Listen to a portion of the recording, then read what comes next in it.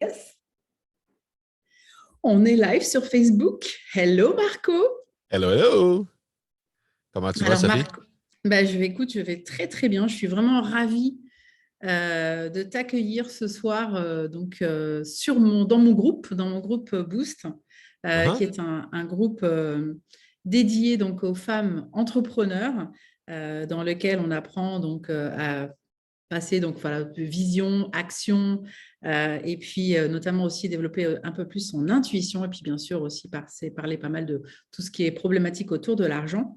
Et Mhm. donc je suis vraiment vraiment vraiment contente de t'accueillir, Marco. Donc Marco, nous nous connaissons par le biais parce que nous faisons partie tous les deux du cercle d'excellence de Martin Latulippe. Donc Exact. voilà, nous avons eu l'opportunité de nous rencontrer et notamment d'échanger particulièrement tous les deux, puisqu'on a fait pas mal d'exercices, vraiment un bel exercice ensemble, qui Ouais. était vraiment très sympa. J'ai adoré, on a pu vraiment pas avoir cette connexion, hein, quelque Uh-huh. part très, très personnelle. Et donc, je me suis dit, voilà, Marco, c'est le king of podcasting. Le Elvis. The Elvis, voilà. Et donc, du coup, je me suis dit, mais vraiment, je me suis dit, ce serait vraiment trop sympa de pouvoir, en fait, t'interviewer, te présenter à ma communauté, parce que je me disais, parmi toutes ces femmes qui sont là, il y en a peut-être plein qui ont des sujets, des secrets, enfin, qu'elles auraient peut-être envie de partager, parce qu'elles ont Hmm. envie, un jour ou l'autre, d'aller sur du podcast. Et qui d'autre que toi pour en On est parler? là. On est là pour aider. Exactement.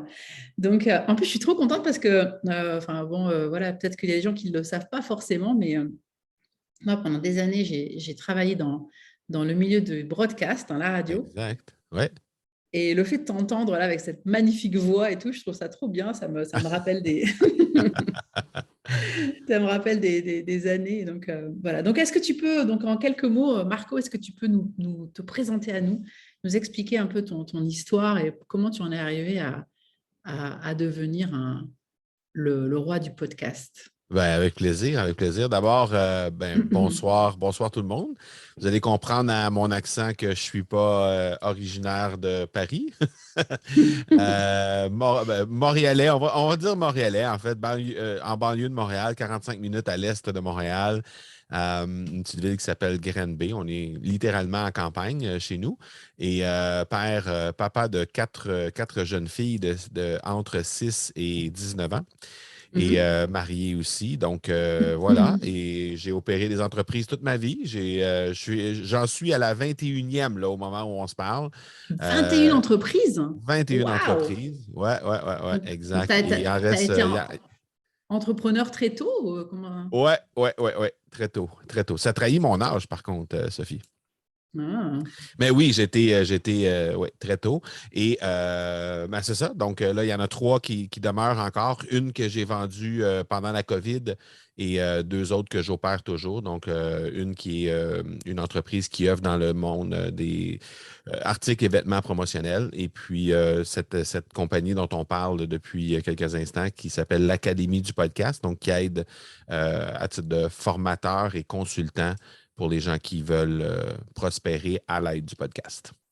Et du coup, comment c'est venu cette idée voilà, de te lancer en fait dans le podcast enfin, qu'est-ce qui a fait cette envie en fait déjà, d'en créer un, j'imagine, à la base, et puis Mhm. après de faire une académie là-dessus? Ben, d'abord, pour la partie création, ben, c'est venu tout simplement à un certain moment, il y a eu un de mes amis avec qui je suis allé au collège, avec qui j'ai eu la chance de jouer aussi au hockey sur glace étant plus jeune.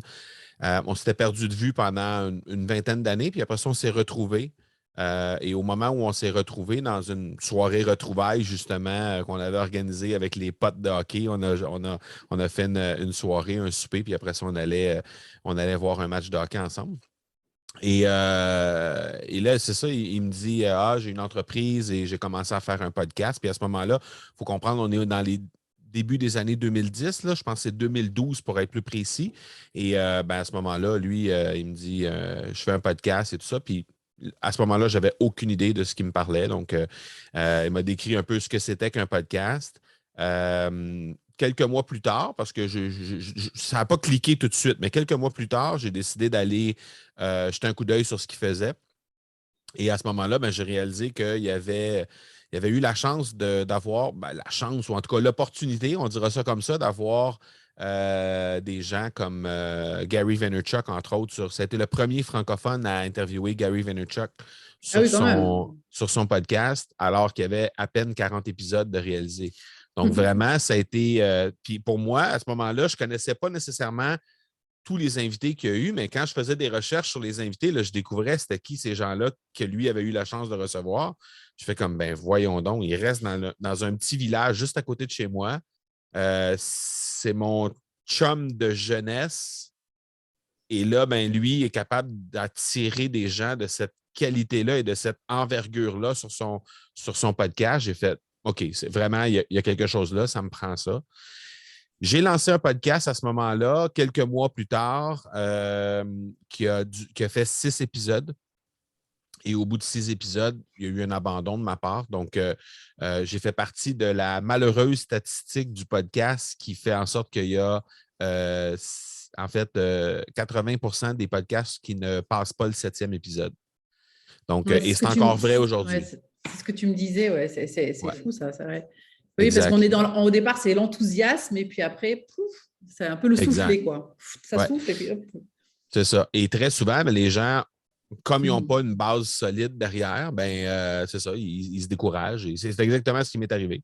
Je n'avais pas une base solide, ça me prenait beaucoup trop de temps. L'organisation derrière, c'était pas ça. Toute la structure de l'épisode et tout ça, c'était pas vraiment au point. Et donc, ça fait que j'ai abandonné. J'ai repris le tout l'année suivante.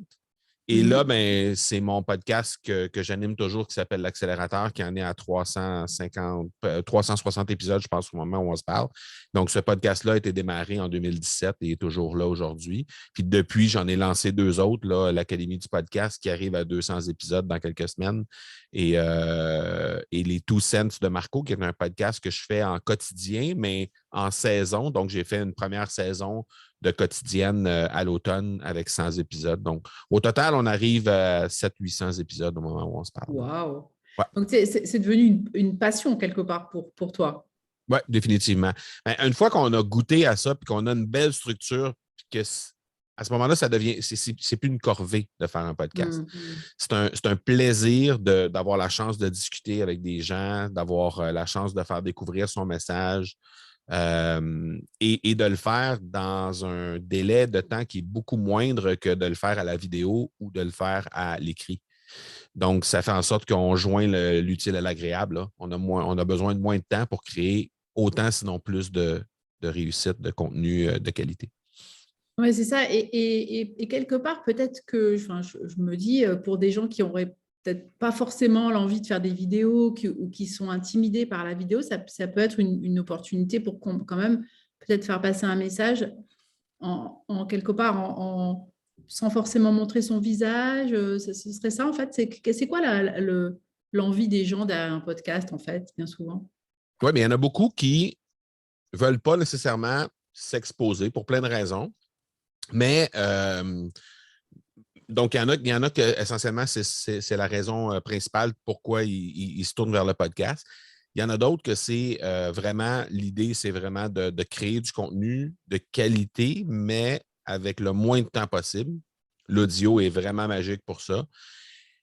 Mais il y a aussi l'aspect, si on entre dans quelque chose d'un peu plus stratégique, il y a aussi l'aspect connexion, l'aspect proximité qu'on est en mesure de développer avec les gens.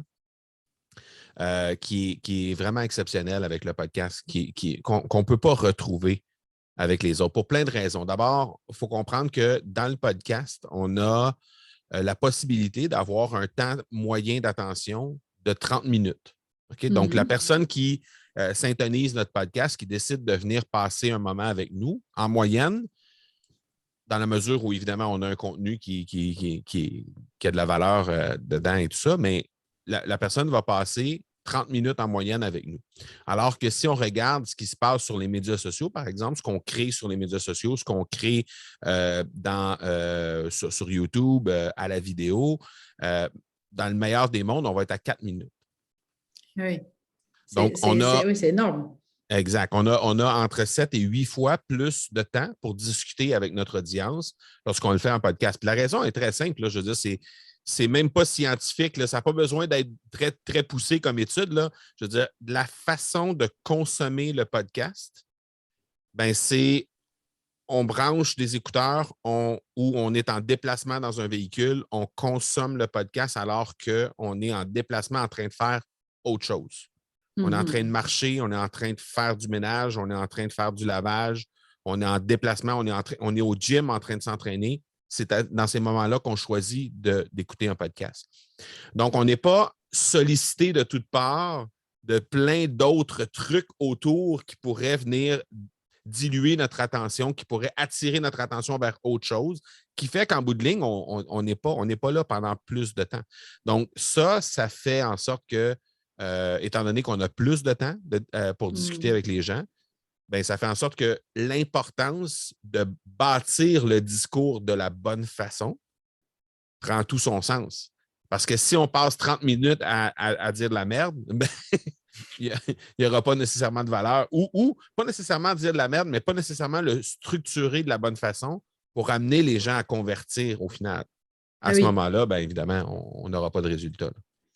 Ça me rappelle un peu la radio, en fait, finalement, quand on était gamin, enfin, toi, où on écoutait une émission, ou même j'ai mon papa, par exemple, qui m'enregistrait, je me souviens, une revue de presse tous les matins, parce que je n'avais pas l'opportunité de l'écouter.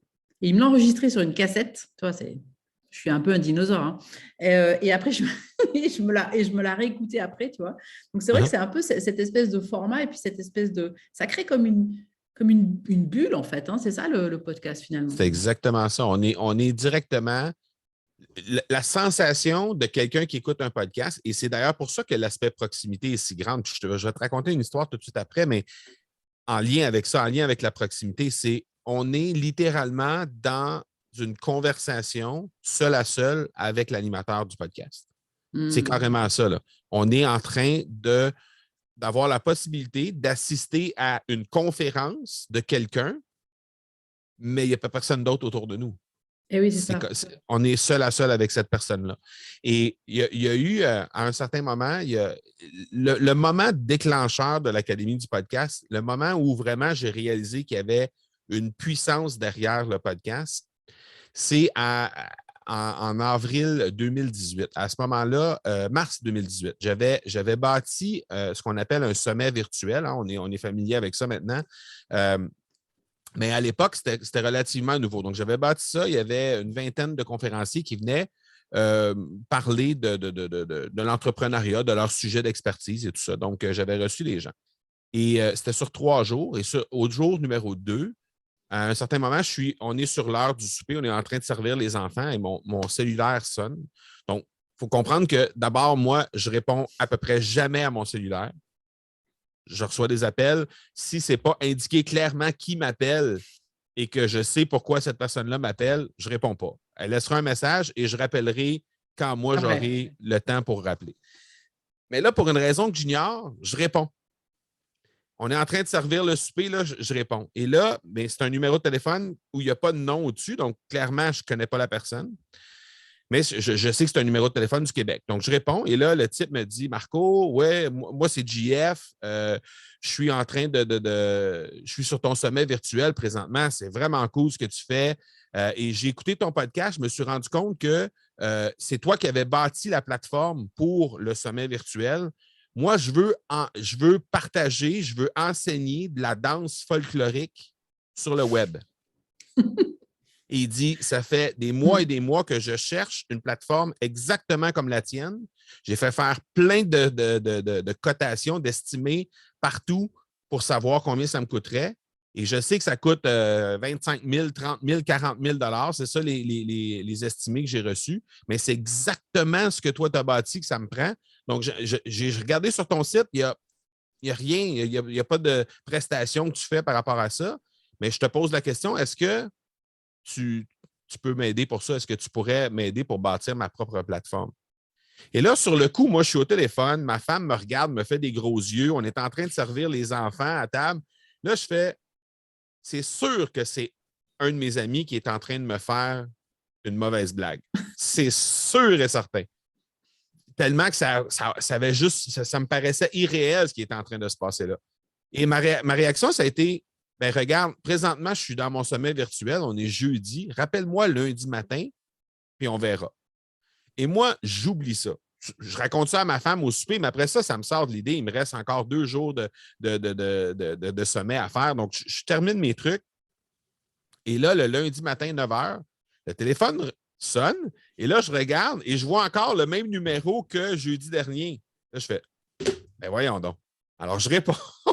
C'est encore JF. Il me dit, JF, c'est Marco, comment tu vas?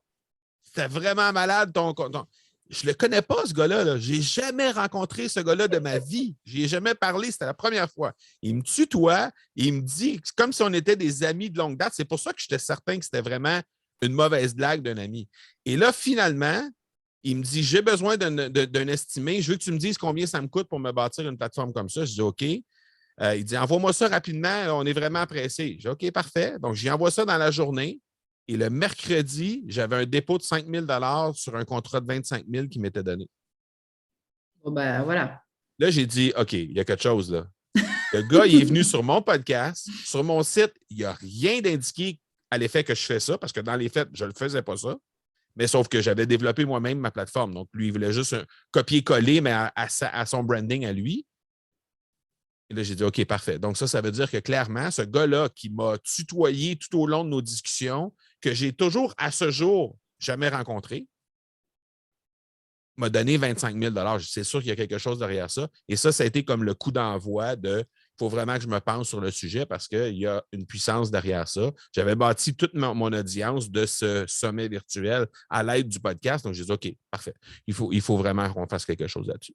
C'est intéressant parce qu'en fait, une des choses que j'enseigne souvent à mes clientes, c'est de leur dire d'écouter beaucoup leur intuition. Et donc là, c'est un super gros signe, quoi. C'est-à-dire que là, tu as un signe qui arrive devant toi, tu te dis, bah, et there's no way around, comme on dit en anglais, mais c'est qu'en fait, voilà, maintenant, il faut le faire, quoi. Il n'y a nulle part où aller. Ouais. On doit. C'est Kevin, je crois qu'il s'appelait Kevin Costner qui dit build it and they will come. Fabriquez-la et ils vont venir. En fait, c'est un peu ça que tu sais passer pour toi. C'est exactement ça parce qu'en juin de la même année, donc là, on était en mars, les 7, 8 et 9 mars de 2018. En juin de la même année, je lançais mon programme bêta avec 12 personnes dedans. Et pendant tout l'été, les gens m'ont accompagné. J'ai bâti le programme avec les gens à l'intérieur du programme. Finalement, à la fin de l'été, tout était prêt à lancer. J'ai eu la peur de ma vie. J'ai lancé le tout au mois de novembre. Donc, il y a une espèce de trou de... Au Québec, on dit on a eu la chienne. On a vraiment eu peur. Et donc, ça s'est passé comme ça. Et fin novembre de cette année-là, l'Académie du podcast a vu le jour, a été lancée pour la première fois.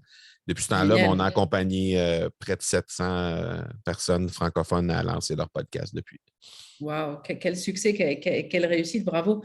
C'est hyper inspirant. Et justement, j'ai envie de te poser la question, c'est quoi un bon podcast en fait? C'est quoi les ingrédients? Un bon podcast, c'est un podcast qui va d'abord répondre en fait, qui va parler à une seule personne. Donc, l'idée, c'est de prendre, tu sais, dans ton groupe, Sophie, tu as au-delà de 2000 personnes. Là. Ouais. L'idée, c'est de ramener ça à une seule personne à la fois. Parce qu'il pourrait y avoir, on appelle ça un persona, un avatar en anglais. On veut avoir un persona à qui on va s'adresser à chaque épisode. On ne peut pas s'adresser à tout le monde. Si on s'adresse à tout le monde, on s'adresse à personne. On s'adresse à une seule personne. Est-ce qu'on peut avoir 2 ou 3 avatars, personas différents pour un seul et même podcast? Assurément. Mais dans un épisode, on va s'adresser à une seule personne. Une personne, d'accord. Une seule personne à la fois. Et donc ça, c'est la première chose. Et ensuite, bien évidemment, c'est d'aller chercher un maximum de passion derrière nos contenus, derrière le contenu qu'on veut créer. C'est un must. Génial. Et du coup, ça peut devenir, parce que voilà, l'idée, c'est de se dire, OK, je crée mon podcast, mais finalement, bon, éventuellement, je parle avec passion d'un sujet, Mais quelque part, comment je fais pour faire le switch? Enfin, qu'est-ce qui fait que ça va me donner? Enfin, c'est quoi l'objectif d'un podcast en fait derrière? Comment je gagne de l'argent en fait finalement avec ça? OK. Bon. Le podcast va aider énormément à développer. En fait, si on fait ça, là, on regarde, on prend une vue à 30 000 pieds, là, on a l'écrit, la vidéo qui va être en mesure de nous servir le plus possible à amener des nouveaux visages dans notre écosystème. Mhm. Ça, c'est extrêmement puissant. D'une part comme de l'autre, c'est Google qui est derrière ça. Hein? Sur YouTube, ben, ça appartient à Google, puis le référencement naturel des résultats de recherche, c'est Google qui est derrière ça. Fait que dans tous les cas, Google va nous aider à amener des nouveaux visages chez nous. L'autre façon de le faire, c'est de la publicité, évidemment, qui va nous permettre d'entrer des nouveaux visages. Bon, une fois qu'on les a dans notre écosystème, évidemment, il y a les bons vieux courriels qui fonctionnent encore à merveille. Mais le podcast va permettre d'avoir cette couche supplémentaire qui va vraiment faire en sorte que les gens vont consommer du contenu, vont passer du temps avec toi. Tu vas développer cette relation-là qui va faire en sorte qu'au moment d'amener la personne à convertir sur une offre, il va y avoir du temps que la personne va avoir passé avec toi à développer cet aspect confiance-là. Chose qui est impossible. Ce n'est pas impossible à faire. Ce que je veux dire, c'est statistiquement parlant, ce n'est pas ce qui arrive à l'écrit ni à la vidéo. C'est plus l'audio qui va servir à ça. Et le moment où moi, j'ai réalisé ça et que j'ai commencé à intégrer dans mes séquences de courriel, dans chacune de mes séquences de courriel, quelqu'un qui arrive dans mon univers, que ce soit sur un challenge, que ce soit sur un téléchargement quelconque, les gens viennent télécharger quelque chose, il y a une séquence de courriel qui est déclenchée de quelques courriels. Assurément, à peu près à tous les 1 ou 2 courriels, il y a un sujet qui amène à un épisode de podcast. Eh oui. Moi, je veux que les gens ils passent du temps avec moi. Je veux que je veux que l'aspect GF soit là pour tous les clients. Et depuis que j'ai fait ça, je fais la recherche. À chaque fois que je fais un lancement, je vais faire l'analyse de tous les gens qui ont acheté. Sont arrivés où dans mon écosystème? Quels sont les épisodes qu'ils ont écoutés? Parce qu'il y a moyen de tracker avec le clic là, dans le courriel. Il y a moyen de savoir qu'est-ce que les gens ont fait comme parcours. Et je suis en mesure de dire que la majorité des gens qui, au final, convertissent ont d'abord consommé des podcasts de moi. En plus des webinaires sur lesquels je vais leur faire une offre ou quoi que ce soit, mais ils ont passé plus de temps avec moi que les autres qui n'ont pas consommé de podcasts. Alors, plus je vais être efficace à les amener à consommer des podcasts de moi, plus je vais être efficace à leur vendre au plus tard. Génial. Et c'est vraiment c'est intéressant parce que ça rajoute quelque part, on va dire, une couche en termes de stratégie et de vision, quelque part, pour son business aussi. Je trouve que ça peut d'ailleurs, je me demande si je ne vais pas en créer un à force. C'est juste. Puis, je pense que la pandémie a amené un peu plus de profondeur dans à quel point c'est important de créer du contenu. Tu sais, là, on est en live sur Facebook. Bon, c'est merveilleux. Les gens nous consomment, peut-être sont en train de nous regarder en différé, peut-être sont en live derrière nous.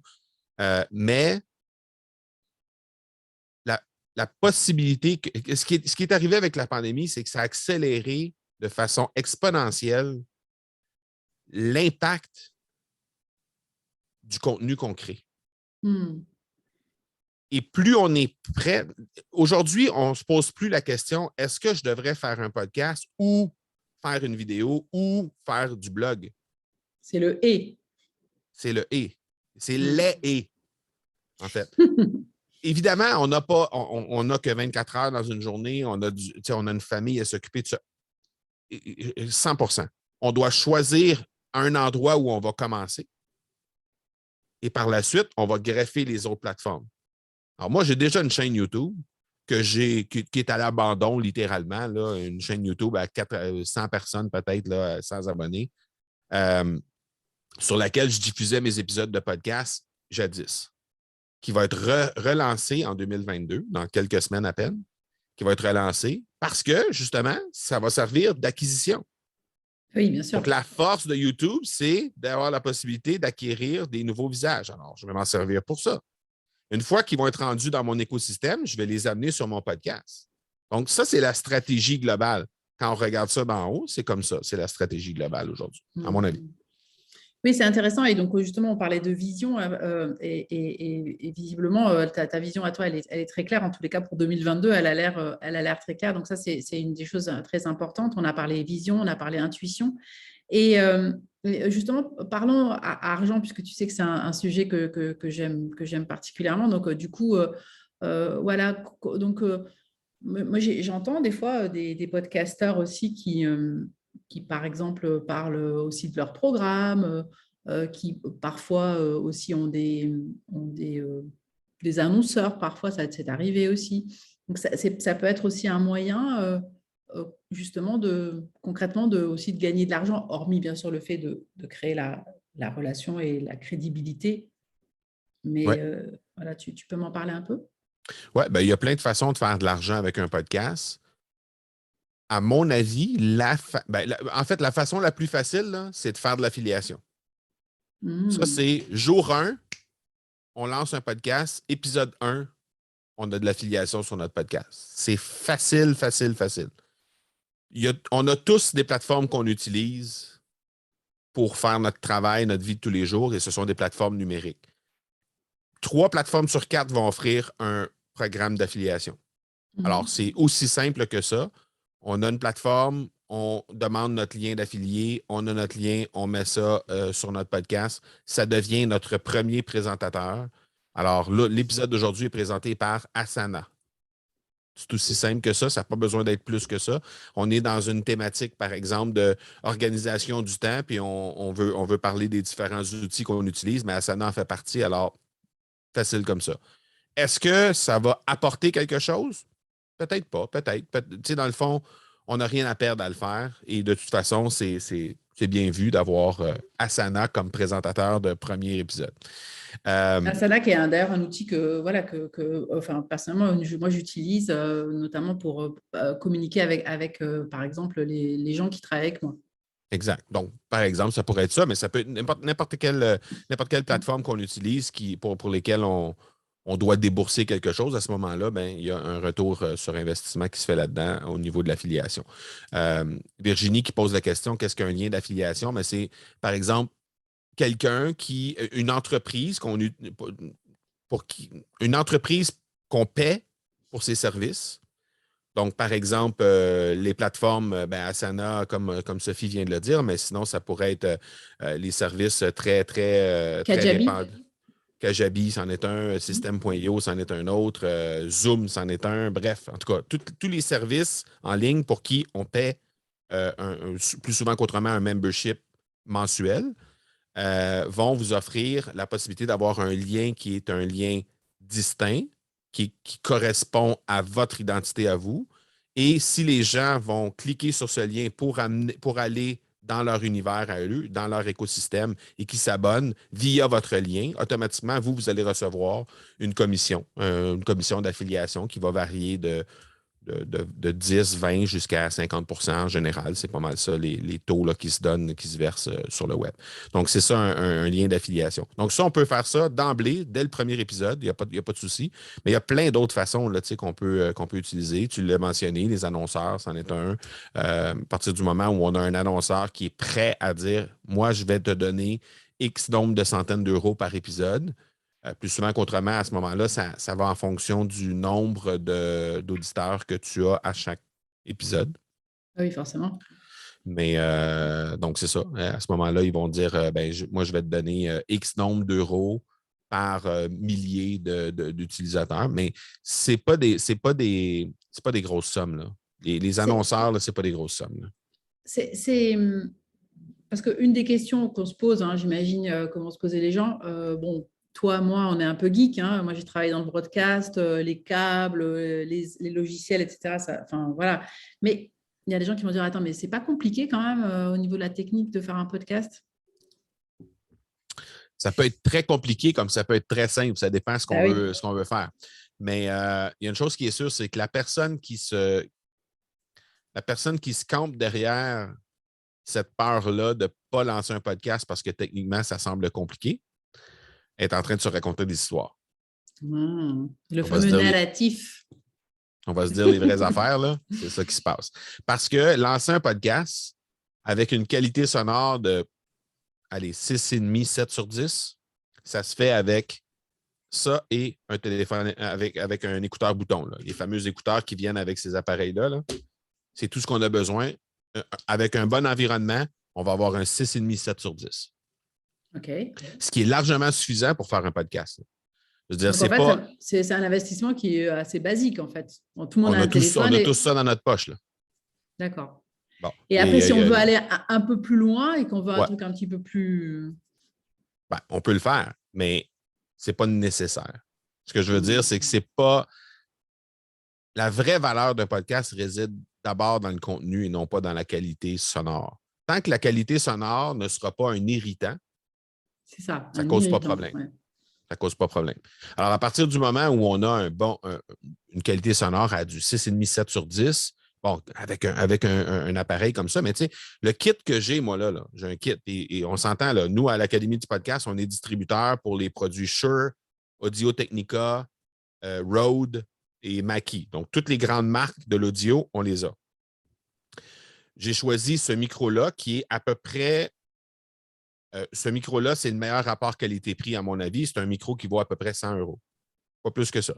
110, 120 €, quelque chose comme. Le bras, c'est à peu près la même chose. Le bras télescopique, c'est à peu près la même chose. Un fil, une dizaine d'euros. Et c'est tout. On a besoin du convertisseur par la suite parce que ça, c'est un micro qu'on appelle, vous voyez la prise derrière, ce n'est pas une prise USB, là, c'est une prise qu'on appelle analogique. XLR. Donc, on a besoin d'un convertisseur pour amener à USB qui est à peu près une autre centaine d'euros. Donc, on est à peu près, grosso modo, entre 300 et 350 €. On a ce kit-là là, que moi, je me sers pour enregistrer 9 épisodes par semaine de podcast. Génial. Donc, j'ai une qualité quasi studio, on va se le dire. Là. J'ai presque une qualité studio pour un 300, 350 €. Donc, c'est pas la technique, c'est vraiment pas un problème. Et c'est relativement simple. Là. Je veux dire, on branche le câble ici, on branche le câble dans le convertisseur, il y a un fil USB qui sort, on rentre ça dans l'ordi, on s'en va là, on sélectionne le micro, on est prêt à enregistrer. C'est aussi simple que ça. C'est pas plus compliqué que d'installer une imprimante. Et alors, du coup, donc là, dans quelques jours, là, tu lances un challenge justement pour aider les entrepreneurs, ou d'ailleurs, on n'est pas forcément obligé d'être un entrepreneur, d'ailleurs. On peut juste être passionné d'un sujet et hop, on se lance.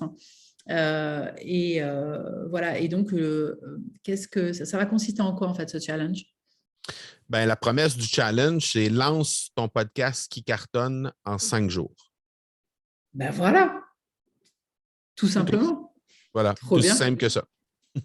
Alors, on passe 5 jours consécutifs avec les gens pendant 1 heure de temps.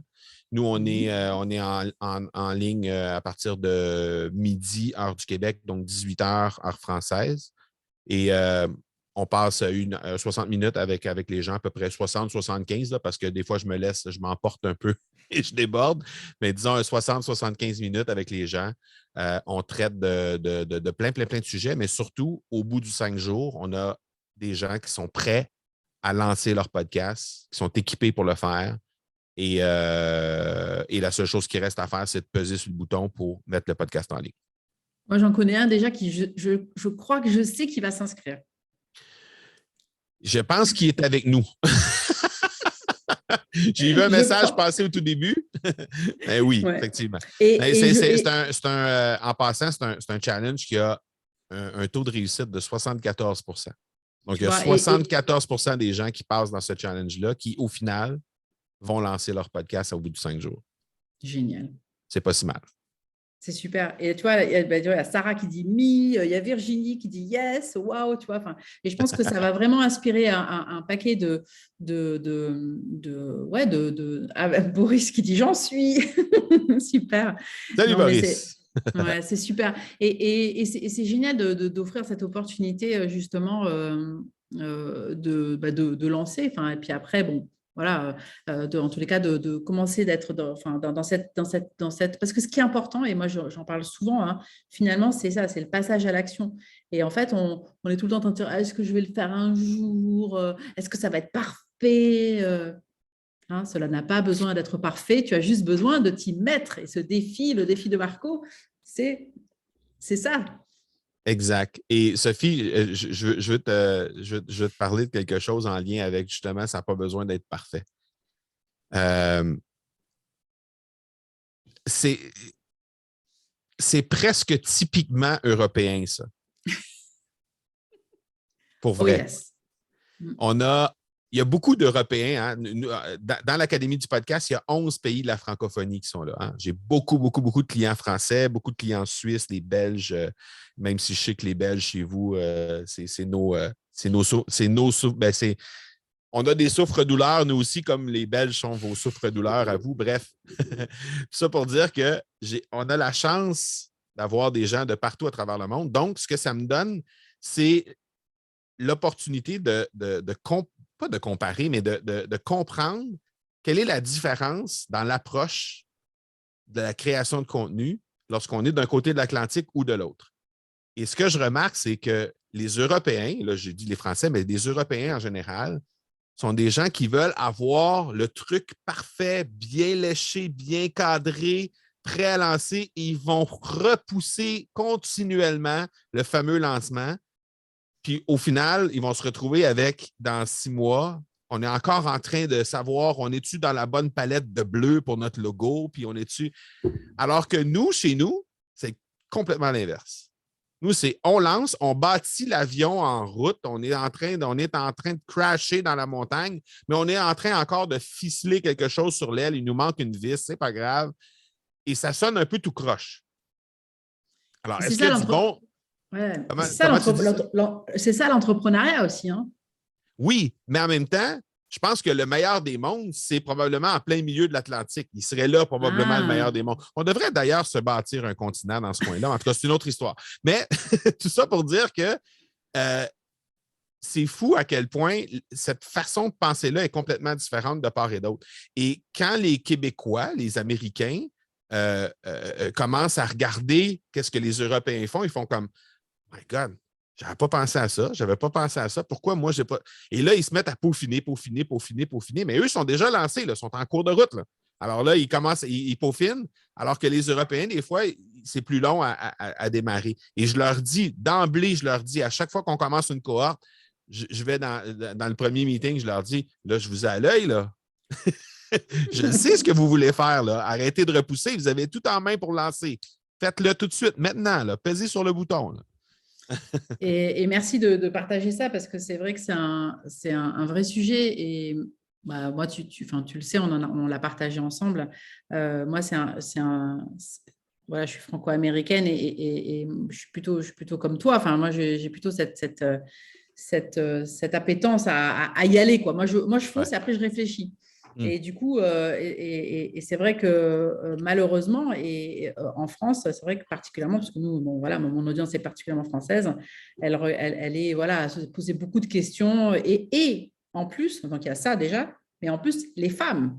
Parce que alors, les femmes, c'est encore pire, parce qu'il y a les femmes françaises. Alors ça, je ne te dis pas, on prend beaucoup de croyances. Est-ce que je peux y arriver? Est-ce que je suis assez? Le syndrome de l'imposteur. Enfin, il y a beaucoup. Donc, c'est génial parce que grâce à toi, en fait, on va pouvoir justement vraiment y aller. Alors, je vois qu'il y a des questions. Il y a des personnes qui disent quel est le matériel qu'il faut, s'il vous plaît. Donc ça, je pense qu'on peut le retrouver. Enfin, tu nous en as déjà plus ou moins parlé. Et comme tu disais tout à l'heure, hein, finalement, ça peut être très simple. Hein.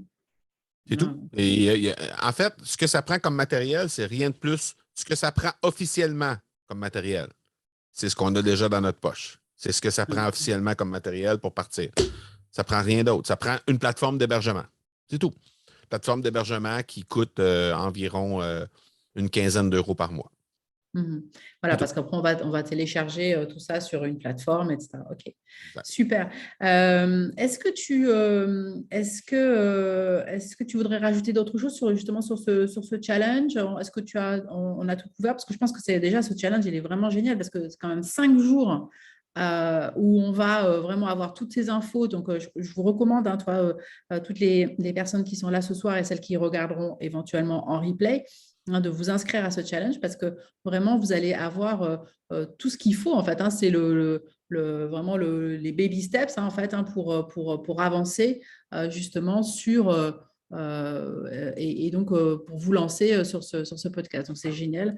Ouais. J'ai trop Ben, hâte. dans les faits, Sophie, ce qu'on fait dans ce challenge-là, c'est qu'on détermine à fond le sujet de la bonne façon. Parce que la OK. majorité des gens, là, ce qu'ils vont penser faire avec leur sujet, ils vont dire: Ah, ben, c'est facile. Moi, ce que je fais dans la vie, c'est je suis coach pour tel truc ou je suis consultant dans tel domaine. Donc, je vais lancer un podcast sur ça. Donc, spontanément, là, le réflexe qu'on a, c'est ça. Mais si on veut s'assurer d'avoir vraiment, un angle qui est unique, deux, avoir la possibilité d'avoir un puits sans fond de sujet, ben, c'est le fun quand on a une passion qui vient se coller à tout ça aussi en même temps. Donc, ça, c'est comme la première étape qu'on fait. Après ça, on aborde évidemment l'aspect du nom, être certain d'avoir un nom qui va être reconnu et qui. J'ai fait une erreur de débutant lorsque j'ai lancé l'Académie du podcast. Mon podcast qui Ah s'appelle oui? l'Académie du podcast. Au début, et pour la petite histoire, allez écouter les 3 premiers épisodes de ce podcast-là, parce que j'ai volontairement laissé les enregistrements tels quels. Et j'invite les gens, en fait, je souhaite la bienvenue aux gens sur le podcast qui s'appelle Podcast Inc. Bien intentionné, Podcast Inc. Donc, on est entrepreneur, le Inc. On veut lancer un podcast, c'est parfait, ça marche, mais ça se trouve nulle part dans un algorithme, ça, Podcast Inc. Aucune chance que j'aille dans YouTube, dans Spotify et que je tape Podcast Inc. et que je. C'est impossible, là. Tous les gens qui ont le mot podcast dans leur nom de podcast et qui ont plus de téléchargements que moi vont automatiquement finir en haut de moi dans l'algorithme. Tous les gens qui ont le Inc. et qui ont plus de personnes vont automatiquement finir en haut de moi. Donc, j'étais introuvable. Alors, bref, ça fait partie des réflexions qu'il faut faire avec le nom. On parle évidemment du persona, la façon de faire le logo, la façon de faire le jingle musical, la façon de rédiger notre description pour être bien trouvé dans les algorithmes. Donc, on passe à travers tout ça. On parle d'équipement aussi pour les gens qui veulent s'équiper. On parle d'équipement. Ben, c'est ça. Donc, après ça, on est rendu. Une fois que tout ça est en place, on parle de l'épisode 0, qui est l'épisode de l'espèce de pilote qui va nous permettre de présenter notre podcast. Et une fois qu'on est rendu là, on est prêt à lancer. Donc, on passe à travers toutes ces étapes-là pour être prêt à lancer au final lorsqu'on est rendu. T'imagines la valeur, en fait, c'est génial ce que tu nous offres.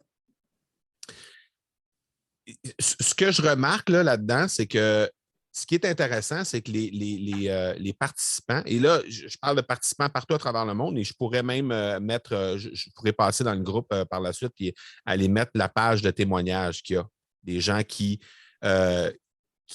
viennent sur le challenge et qui ont laissé des témoignages. Il y a au-dessus de 50 personnes qui ont pris le temps de m'écrire un mot ou de me laisser une vidéo pour témoigner du challenge en question.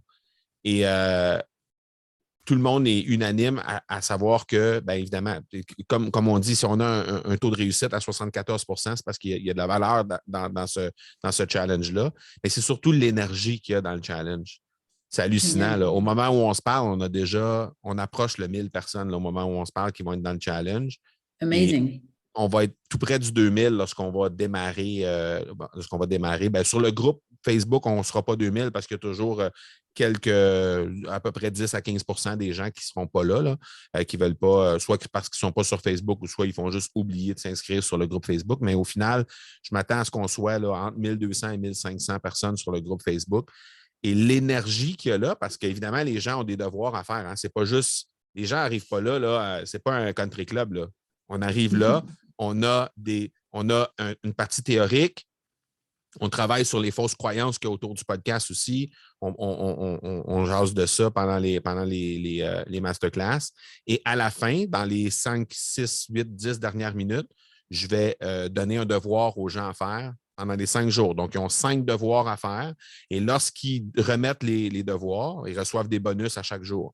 Donc, ils arrivent là avec 0 d'investissement. Ils ressortent avec, on a 10 000 en prix de présence à faire tirer. Puis en plus de ça, il y a des bonus de à peu près 1 000 en en valeur. Là. Donc, les gens ressortent de là, sont emballés. Il reste juste à peser sur le bouton.